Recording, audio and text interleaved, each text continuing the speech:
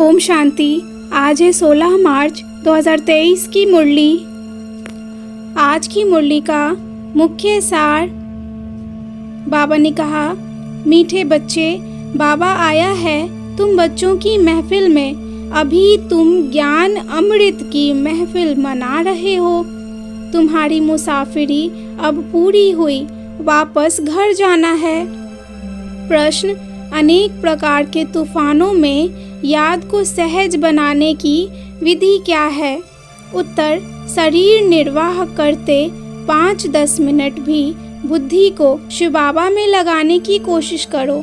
इस शरीर को भुलाते जाओ, मैं अशरीरी आत्मा हूँ, पाठ बजाने के लिए इस शरीर में आई हूँ। अब फिर अशरीरी बन घर जाना है। ऐसे ऐसे अपने साथ बातें करो। एक सत बाप के साथ बुद्धि का संग हो, दूसरे संग से अपनी संभाल करो तो याद सहज हो जाएगी। आज की मुरली का मुख्य पॉइंट्स। बाबा ने कहा, अभी तुम सत्य की महफिल में बैठे हो। सत्य है ही एक बाप जिसका संग तुम्हें तारेगा अर्थात पावन बनाएगा। इस समय बाप तुम बच्चों की महफिल में ज्ञान अमृत पिलाने आए हैं। तुम्हें संग की बहुत संभाल रखनी है। अच्छा संग होगा तो मुरली सुनेंगे और बुद्धि योग भी बाप के साथ लगा रहेगा। ऐसे बाप को कभी फारकती नहीं देनी। अगर कोई ने शिव बाबा को छोड़ा तो तकदीर को लकीर लगा देंगे, कौड़ी तुल्य बन जाएंगे। पूरे राजयोगी बन बाप और राजाई को याद करते रहो। इन बातों को अच्छी रीति समझ जो धारण करेंगे वही औरों को समझा सकेंगे। शरीर निर्वाह अर्थ कर्म भले करो, परंतु शिव बाबा के पास बुद्धि लगाने की कोशिश करो। मुख से कुछ भी कहना नहीं है। योग में अनेक प्रकार के तूफान भी आएंगे डगमगाने के लिए, परंतु फिर भी याद में रहने का पुरुषार्थ करना है। चलते फिरते उठते बैठते याद में रहो। पहले पहले अपने को आत्मा अशरीरी समझना है। इस शरीर को भुलाना अथवा बाप की याद में रहना बात एक ही है। मेरा बने हो तो कभी छिपकर विकार में नहीं जाना और ना ही फैमिलियरिटी में आना है। 5 विकारों का दान देकर फिर अगर वापस लिया तो पद भ्रष्ट हो जाएगा।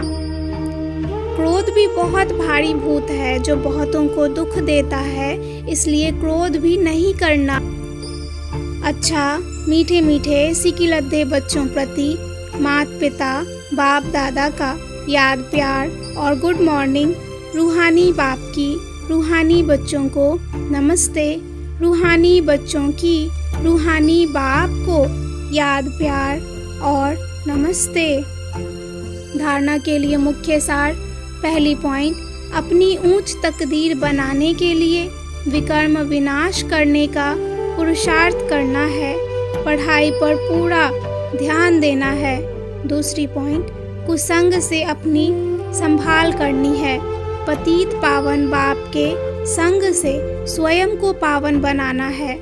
वरदान, स्वदर्शन चक्रधारी बन हर कर्म चरित्र के रूप में करने वाले मायाजीत सफलता मूर्त भव।